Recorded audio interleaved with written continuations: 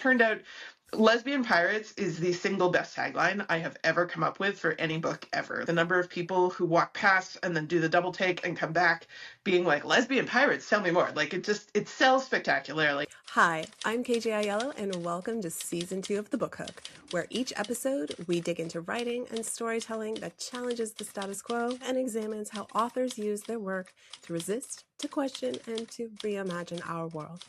No surface level chat, just thoughtful conversations for critical readers like you. As soon as you add sex, let's be honest, suddenly it's not serious fiction. And stronger words, but I don't want you to get blocked on YouTube. So get your coffee, get comfy, and let's dive into today's conversation. All right, well, welcome to the Book Hook podcast, Books as Resistance. I'm so excited for my conversation today with the one and only Alli Temple. Alli Temple, hello. She Hi. is an indie author. She lives in Toronto with her very patient husband and growing pack of rescue pets, which I absolutely love because I do get updates on those pets.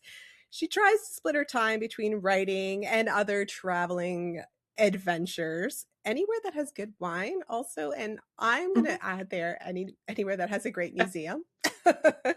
Yes, or a factory too. Gotta love a factory exactly tour. Tragically, this leaves no time for her to clean her house. Not that I think she probably would anyways, because she just simply does not care about, mundane things like that. She is also the author of 19 books, most of which I have read, all of them of which I do love. Welcome, Alli, to the show. Thank you so much for having me. Okay, so let's start. I'm going to dive right in here. You posted a reel the other day about romance and being... Can you give the context of this reel that you posted on Instagram and TikTok? Yeah, I mean, so we're recording this. It's winter. Somehow we're still talking about Heated Rivalry, even though the finale of that show aired weeks ago. Yeah. And it's everywhere on social media. It's on my algorithm. I'm sure it's on yours. And something I'd seen over the weekend I'm starting to see is these TikToks and reels from bookstores that start out with like a customer coming in and saying something like, "Hi, I'm here for the collected works of Leo Tolstoy," or "I'm here for a Michelin-starred cookbook." And then they like slide a little note across the counter, and when the bookstore employee opens it, it says something like, "Give me Heated Rivalry." And then they all have a good laugh, and then they hand them the book and everyone leaves. No one the wiser that, they weren't there for Tolstoy. It was for something else. And at first I actually thought those were like kind of cute. And then the more I thought about it, I was like, wait a second. Like, romance has always had this like this aura of like something that needs to be hidden. Like romance has always been popular, but the advent of the ebook really like made it much more accessible to a lot of readers because no one knows what's on your Kindle. You can be riding on the subway, you can be riding in a public space, and no one knows that you're reading, Werewolf Shifter, Secret Baby, something. And now Heated Rivalry is like the biggest pop culture phenomenon going right now. And everybody loves it. It has escaped containment out of romance readers, out of romance readers. My 70-year-old Polish former boss asked me about it this weekend. Like, it's everywhere.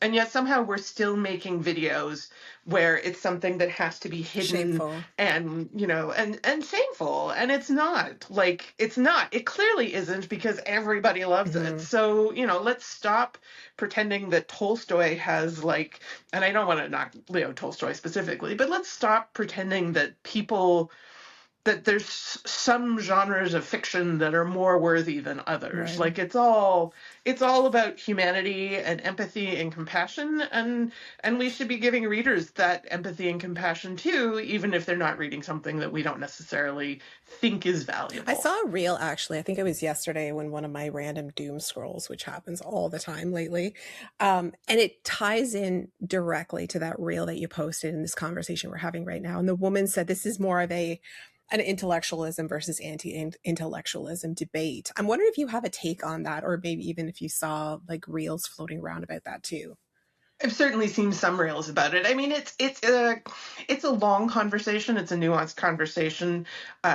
Romance is a genre romance authors want to be taken seriously as authors, as creators, as people with a point of view who have something to say.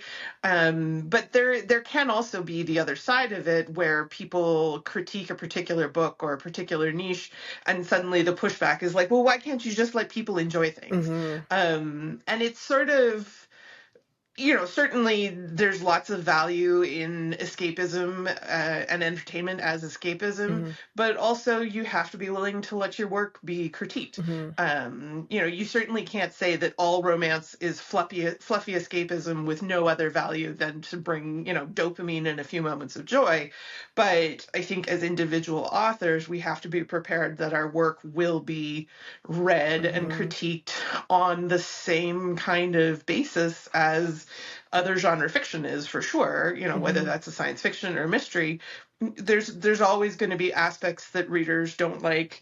Unfortunately, there will be aspects that people may find problematic, and we've got to be open to that kind of criticism if we're going to push for this narrative, this valid narrative that romance needs to be taken seriously. Yeah, and romance is radical too. It's particularly the type of romance that you're writing. Can you give give us your sales pitch on your books, Alli? So I write queer romance. I've always written queer romance. I started out in the male contemporary romance space, and then as my career's evolved, now I'm writing fantasy and sapphic romance. Certainly my goal, there's always lots of conversation about women writing male romance. Certainly it's something that's come up a lot with the success of Heated Rivalry. I'm not a man. I have never been a man. I will never be a man. I cannot write a queer man as authentically as a queer male writer will.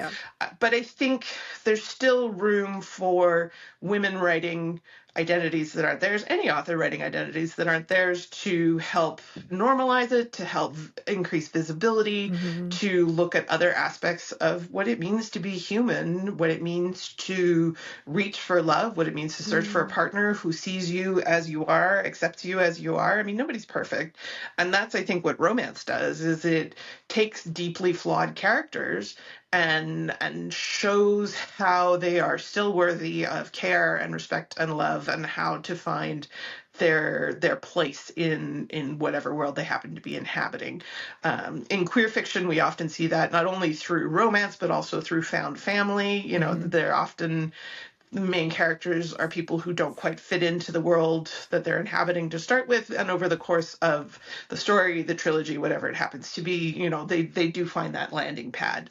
And I think it's important to show, regardless of who you are, what your background is. Like, everyone's just looking for that place to belong. And I think that's where my books tend to excel, is in that sort of supporting cast and found family aspect. So you started writing and publishing in male romance. First of all, why did you start in male? And what was the impetus for you to switch to WLW, sapphic romance? Yeah, so I started in male because it was what I was reading at the time. And so it just seemed like a stepping off point. I knew sort of where the market was at, what was selling, what readers were looking for. And I really genuinely, my first book came out in 2018, and I genuinely expected that was sort of going to be my bread and butter, was these sort of hallmark but make it gay kind of male romances. And then my career took a very abrupt about face when I released my first sapphic fantasy in 2021, which was called Uncharted, and started out as a joke about how The Princess Bride was a great story. Yes, that one, the lovely special edition from Rainbow Crate. Love this. So Uncharted started as a joke about how The Princess Bride would have been a much shorter story if there had been more lesbians involved. And okay, you have to explain that. You got to explain that. About why it would be shorter? Why would The Princess Bride be shorter if there were more lesbians involved? So The Princess Bride was like a really foundational movie for me. I was born in 1981, and this was like a movie I went to see in the theater with my family. Like, we have been quoting "Inconceivable" for my entire life. And but somewhere, I don't know, somewhere in my adult life, I realized a couple different things. One, I realized that there's this giant plot hole at the beginning where Buttercup's been kidnapped by Inigo and Fazzini and Fezzik, and she's about to be taken off to, unfriendly shores. And then Wesley finds them, follows after them, climbs up the cliffs of despair, no, the cliffs of insanity, and rescues her. But like, how is that his plan? Like, that's not a plan. He didn't know she was going to be kidnapped. So like, how did he just happen to be there? How did he know that? Anyway, I really questioned what his plan was. More, and maybe his plan was just to be, dashing and to chase after them and rescue his true love, and that's that. But I really thought that a lesbian would have a much better, like a 5-step plan of blow a hole in the courtyard wall, rescue the princess, make a fast escape, kill anyone who chases after us, happily ever after. It turns out that I was very mistaken. It took me 5 years to complete that trilogy. Lou, Captain Cinder, is terrible at making plans, perhaps even worse than Wesley was. But it all worked out career-wise for me because it turned out Lesbian Pirates is the single best tagline I have ever come up with for any book ever. Like that, the number of people who, like, I'll put it on like little cards at my display table at book events, and like the number of people who walk past and then do the double take and come back being like, Lesbian Pirates, tell me more. Like, it sells spectacularly. And I think for a lot of reasons, the sapphic element of it is a little subversive compared to the helpless princess and the roguish pirate who rescues her. Certainly, again, that found family element, that book is a great example of all of the people who come together to enact change, cultural, social change throughout the course of the book. People just are really intrigued by it. I mean, pirates are great. Anyone who writes any kind of pirate fantasy, whether that's true fantasy, something with a historical flair, whether that's steampunk, whether that's desert pirates, like, pirates are great because they start out as outsiders, people for whom the social norms don't work. The social structure doesn't include them.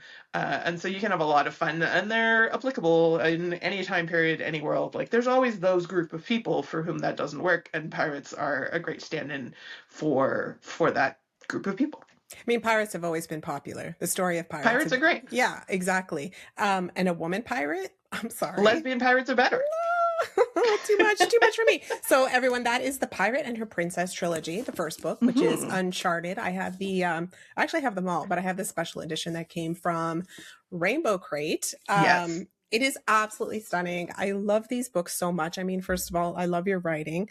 I love these books for that very fact of we have these women. First of all, Lou, she's badass. She's not the wisest, but also she makes terrible. Rainbow Crate is doing special editions for the other two books later this year. Yeah. So I recently had to go back through both of those, the second two books, and make notes and things. And it just Lou is perhaps even more than George. Lou is just makes such terrible decisions, thinking that she's like absolutely right, and like, this is how we're gonna save the world, is by doing this thing that I have planned, and then it just goes so horribly wrong for her over and over. Like, she is a little too emotional sometimes, a little too reactionary. She's doing the best she can, but often the outcome is not as she might like. But I'm really proud of her. She's a great character. She's a great character, and I am drawn to her because she is a flawed woman, and that in itself feels, and it shouldn't be subversive, but it is so subversive. Yeah. Women who are messy, women who can, be ugly physically, metaphorically, whatever the case may be. I think that there's a lot of power in that. For sure. I know that this series got published in a sort of roundabout way, and like I feel like indie authors in themselves are sort of subversive to what is the standard, what is the expected for authors. What happened? Yeah, so I mean, when you talk to indie authors about like, well, why do you publish yourself, like, you inevitably get some kind of response that has to do about like creative control and control over scheduling and business and all of those things. I actually was I wrote Uncharted to be a traditionally published book. I had an agent at the time. She thought it was a great idea. And then over the course of the time it took me, which was a couple of years to write the book, that agent and I parted ways, but I still, like, I sent it out, I queried it. I was really set on this track of this is a traditionally publishable book. And I got some requests for manuscripts, and I did get one from an agent who, she was very kind, and we had a long conversation. She really liked the project, but she told me that in the current market conditions, she didn't think it was sellable as an adult fantasy, but would I consider rewriting it to be YA?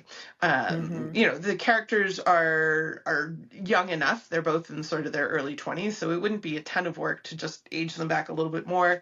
More work would be involved in making the themes a little more young adulty.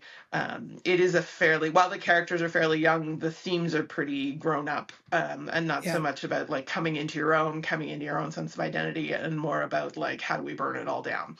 And she and I discussed that, but for where I saw my career headed at the time, this was back in like 2020, where I saw my career headed at the time and where I still see my career, like choosing to publish something as young adult didn't make sense for the books that I had imagined would be coming going forward. So I told her, thank you very much. Certainly if I ever come up with something else I think is sellable, I'll be happy to send that to her and see what she thinks. But I didn't want to change that book into something that would fit a traditional publishing mold. So I took it back, and there's that creative control.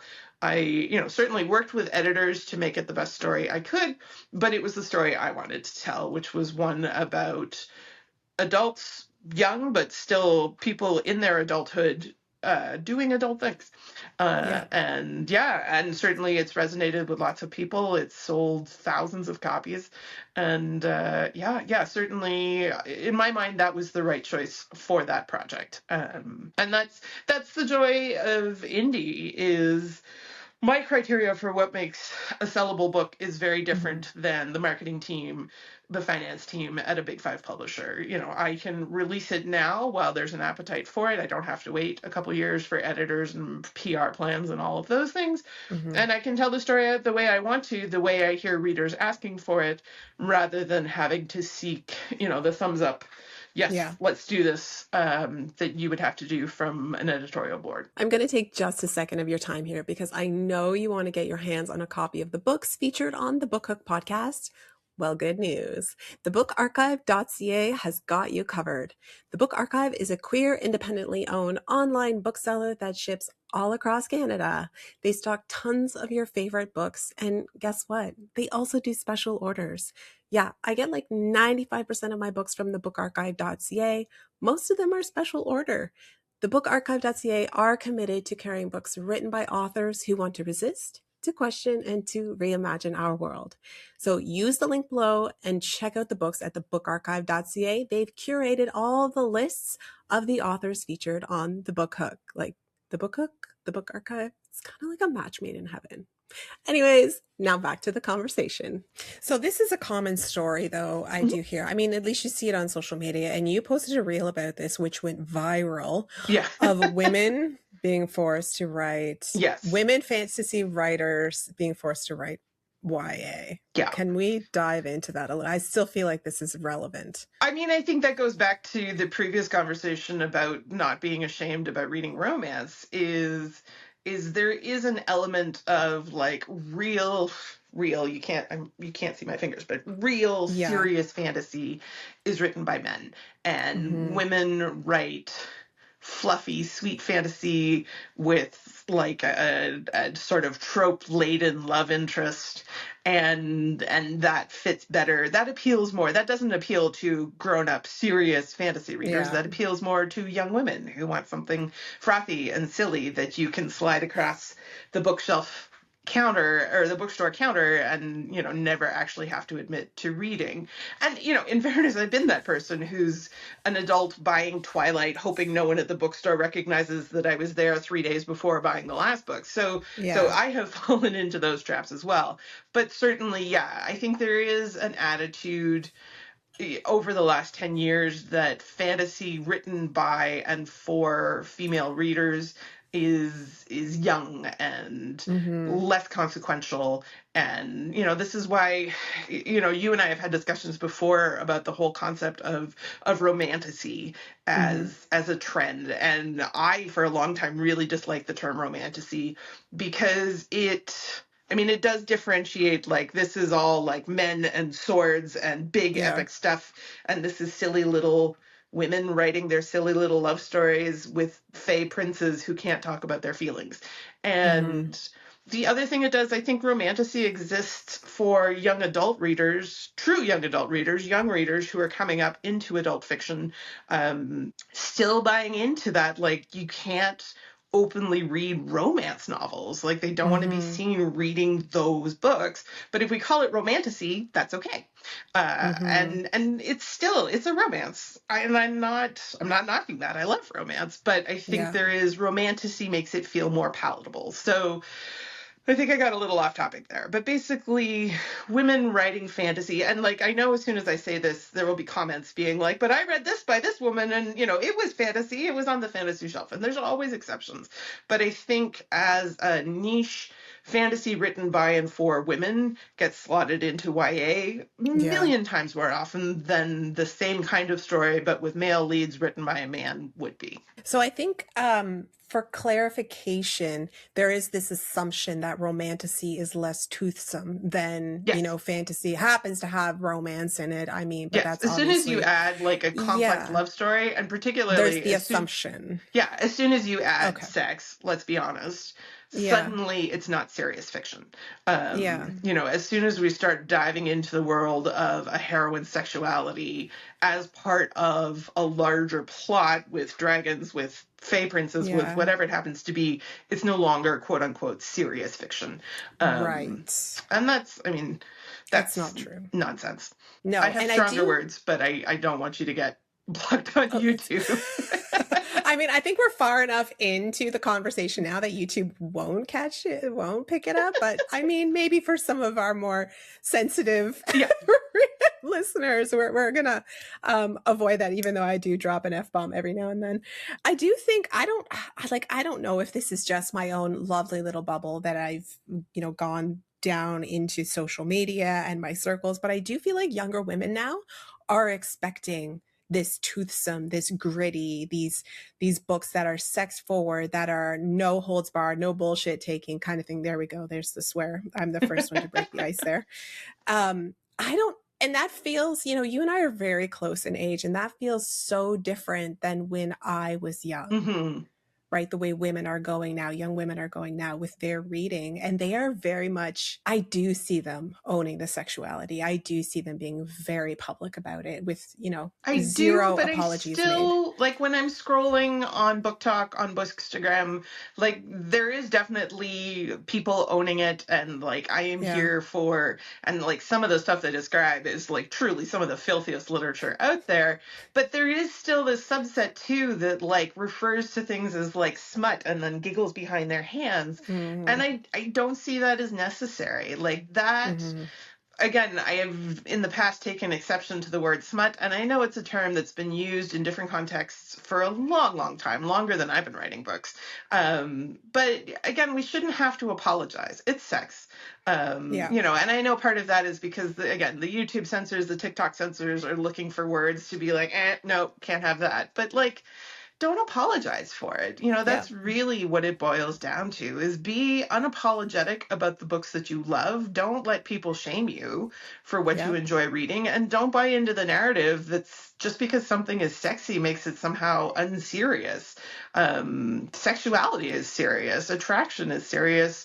Finding the person who gets you is serious. And if all of that happens amidst a political backdrop of all of the things that come with fantasy, like, that's even better. But I don't think adding in sexuality and romance to a fantasy somehow makes it lesser. I think we're all doing ourselves a disservice anytime we buy into that narrative. So that is the perfect segue into your latest series, The Afterlife Incorporated, the latest installment, which is Hate to Haunt You. And I do believe by the time this episode comes out that Vacation from Hell will be out. So Vacation from Hell is out on May the 4th. Okay. So it should be live as you're listening to this. And so that's a 3-book trilogy, Mhm.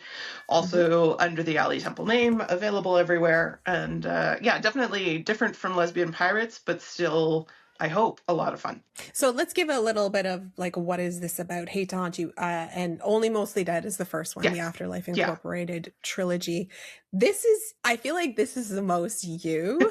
I think so This too. series is the most Yeah.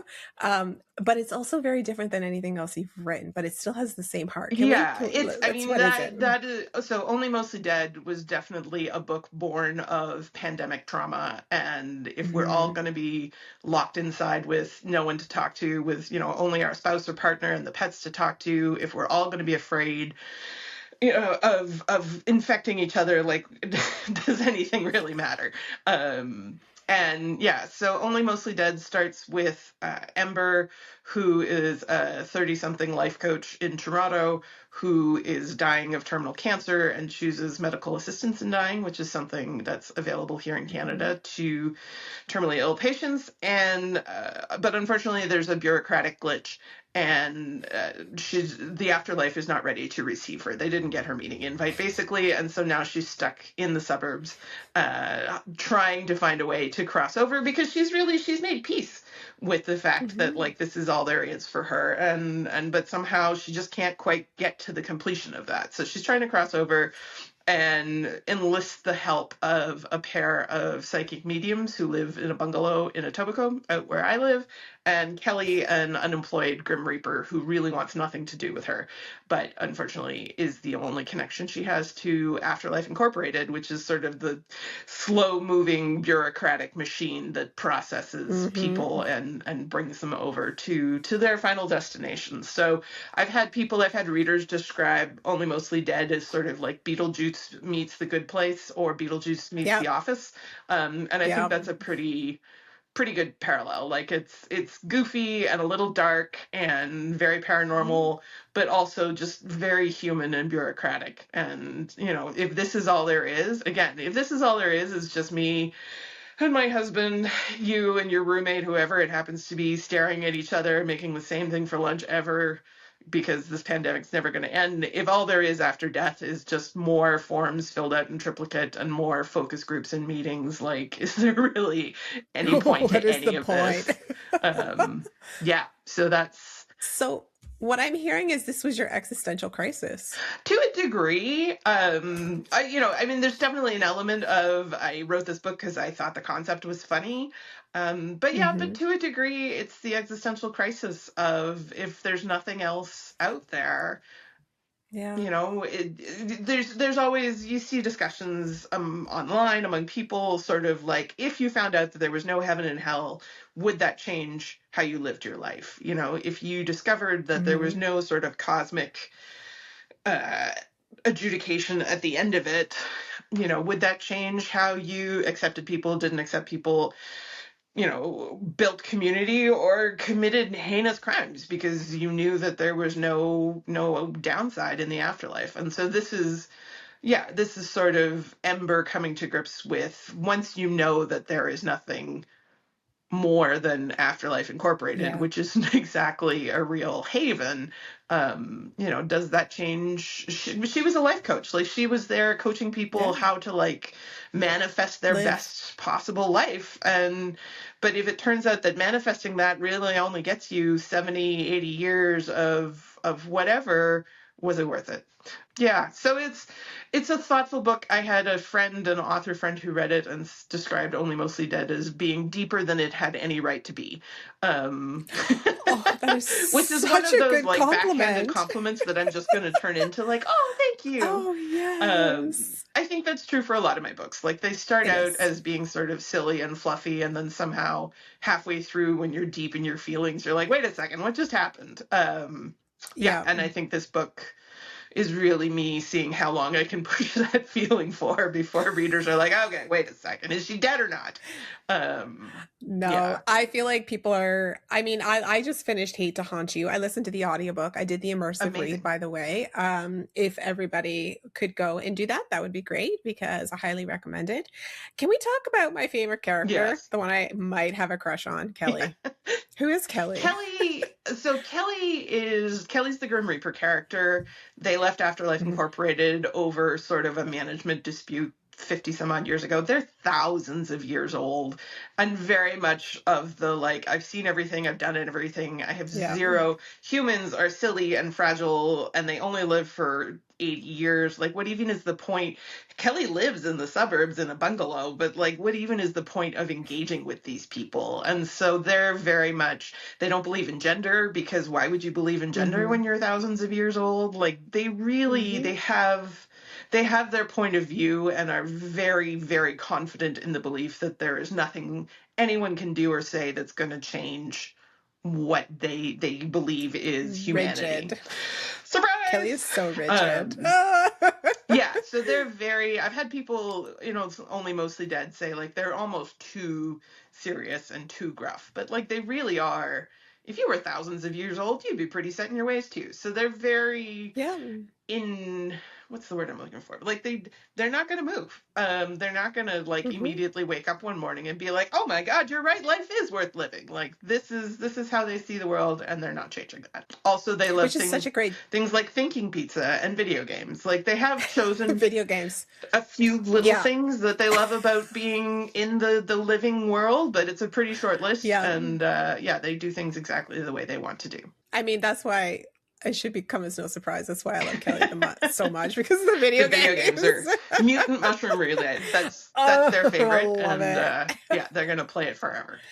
And there's such a great juxtaposition to Ember. So, I mean, obviously, we know where this is going to go and what they're going to do for each other. It's just how is it going to happen? Yeah. I think is the It's, curiosity. I mean, I don't market that one necessarily as a quote unquote like a capital R genre romance because we do get there eventually, but it is so slow. Like I think if you were to, I've seen people, where you take like the post-it flags and like mark like here's the first kiss and here's the first spicy scene and here's the next one, and like the first book is nothing. There are no flags if that's your filing system. Like I think it's halfway through Hate to Haunt You we get our first kiss. So they certainly they take their time, but both of them are very convinced that their worldview is right. Ember is not willing to take no for an answer, and Kelly is not willing to take anything Ember says as an answer. So they have their work cut out for them. And yet somehow, and yet, yeah, but it is opposites attract. It was a departure for me from the Pirates and the Princess, but it does feel like a really personal project. I'm really proud. Even the little bits like the medical assistance in death, like there's so many little things in there that were personal to me that I put in, and I am really proud with how it came out. It doesn't have that Lesbian Pirates tagline, but I think it's still an important book. Are you comfortable talking about the maid medical assistance in death and why that's personal to you? So Only Mostly Dead hatched as a plot bunny, I want to say in 2022. Again, deep in pandemic angst and ennui and depression. But immediately before the pandemic, my grandmother passed away in 2018. She was 86 years old. She'd lived independently right up until her death. And she was the first person I knew who chose MAID as an option over, cancer treatment and palliative care. She went to the hospital on October 1st and she passed on October 13th. And MAID had only been legal in Canada for 2 years at that point. So she really was like, certainly among the people I knew at the forefront of my mom asked her once, she was like, how did you even know this was an option? And she was like, I heard it on the CBC radio. But like people knew it was an option, but didn't really know what was involved. So there was a lot of like navigating those 2 weeks while she was in the hospital was like really learning a whole new playbook for my family, right down to, and this is sort of where Only Mostly Dead gets its jumping off point. Like it's so weird to have people to have had people who knew she was in the hospital come up to you and say like, how's your grandmother doing? And like in any other situation in the past to be like, oh well, she's in palliative care, she's comfortable, we're just doing what we have to. And now people would come up to me and go like, how's your grandmother? And like, oh well, she's gonna die on Tuesday at 2. And that's a weird, people didn't know what to say to that. I wasn't sure if I was supposed to say that, like. And so that's really where it feels absurd. Only Mostly Dead, like that moment of Ember has like planned and organized everything, including her death right down to the minute, and then it doesn't go as planned. But there is Like I fully support the MAID program in Toronto, in Canada. There are Mm-hmm. instances where people, you know, probably could have used better healthcare resources, better mental health supports, rather than having to resort to MAID. But I think certainly in cases like my grandmother, and that is the vast majority of cases for MAID in Canada, if you're a senior citizen and you're terminally ill, like it's just a much more humane and dignified way about going about the end of your life, rather than having to suffer through palliative care and pain management and all of the things that were basically the only option up until 2016. So it's not a perfect program, but I think in a lot of cases it provides a lot of care and relief for both the dying and for family members. I can't help but think that, how important, how foundational books are in Mm-hmm. storytelling is to us because, here we have what's basically, these are kind of Yeah, dramedies, comedy, dark comedies. dramedy. Yeah. Yeah, dark comedy, but now we're introduced to this concept of medical assistance Mm-hmm. in dying. We are also talking about death. We are talking about subjects that most people just don't like to Yes. talk about, but we're doing it in a way that feels Yes. palatable, feels like we can do it. And I don't have a question here. It's more Well, just I think, I like, mean, humor in particular. I mean, I I find life to be absurd, and so I see a lot of humor in yeah. things like death and the way people don't want to talk about it, just like they don't want to talk about romance novels. Yeah. Taika Waititi talked about in his movie Jojo Rabbit, which is about a Mm-hmm. young boy growing up in Nazi Germany who idolizes Hitler, like all of these things that are just like but it's a satire about how Mm-hmm. easy it is to like fold people into this propaganda, and ultimately, he does. It's an incredibly sad but very heartwarming film. And I think introducing humor into something like a book about death is a way to get people to engage with the topic. Again, like that reader friend said, like you start out thinking like, oh hey, this is really funny, and then suddenly you're having thoughts and feelings that you weren't really expecting as Mm-hmm. you sort of went through the tone of the first couple chapters. So I think certainly Only Mostly Dead, that series, the humor is there to make it feel safe and accessible, before we dive into, those bigger existential questions about, does it really have any meaning? Is there really any purpose other than just living the Yeah. life that you were given? And finding the joy where you can. But it would be a lot harder to get people to engage with that if I started from like a point of Yeah. dead seriousness where, yeah. Yeah. So everyone, this is Mango. He's my Oh my 3-year-old orange goodness. himbo who hates closed doors. And closing my Yeah. door seemed like a good thing to do for a podcast recording, but Mango disagreed. So He is also your writing companion. I see pictures of he's, oh you yeah, yeah, yeah. with No, like a this is mango. his favorite place, is just to hang out on my shoulder, which was really cute when he was 12 weeks old and weighed 4 pounds. And now that he's 3 years old and weighs 12 pounds, it's a lot of cat. He's so handsome. But he's a good boy, so we let him I do it. love it. Yeah. It's the good boy. Yeah. It's the good boy. So two more questions for you, which probably will last forever because I keep talking to you forever, obviously. First of all, where did writing start for you? I mean, so I have a funny answer to that, which is, so my first book came out in 2018. It was with a small indie press in the US. And so I went to the bank and I walked in and I said, I Mm-hmm. need to open up a US dollar account because I need to. And they handed me off to a young man named Parv. And he was lovely and kind. And we go to his office and he starts on his keyboard and we're chatting, and he said, what do you need this account for? And I said, well, I'm publishing my first book and I'm going to be paid in US dollars. And of course, at the time, I'm imagining like it's going to be thousands upon thousands of dollars from the loyal readers, and it never amounted to that much. But oh, what's your book about? I said, well, it's a gay romance. And he's going, my sister's gay, and like we're having a grand old time. And then Parv says, how long have you been a writer? And I go, well, I think I've always been a writer. Like I wrote little Oh, stories as a kid. There was a project in grade 2. I had notebooks full of terrible fiction. I wrote fan fiction before we knew that was a thing. Like I wrote, mm-hmm. and like I'm going on and on as I tend to do. And all of a sudden Parv just sort of waves at me. He goes, no, I need to put something for your employment history. And I'm like, oh no.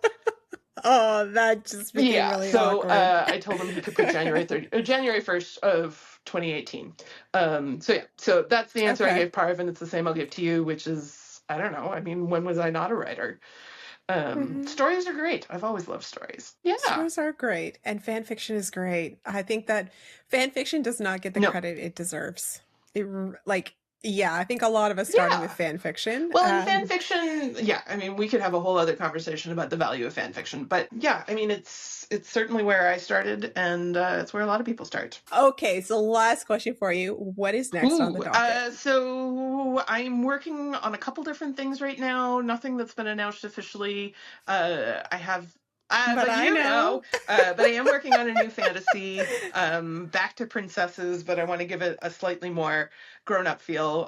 For all I'm going, women writing fantasy, and you should be classified as adults. Again, the characters in Uncharted were pretty young, so so I'm taking a new princess and I'm giving her a little more life experience, a little more control about her identity, her sexuality, everything. And now she's going to lie through her teeth about that to everybody around her. So it should be good.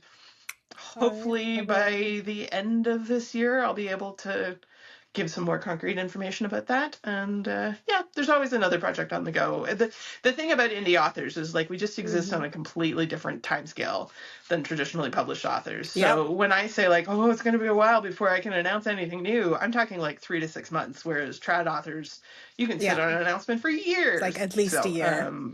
We will see. And just so everybody knows, I have heard the opening scene to this princess story. Oh, it is so hot.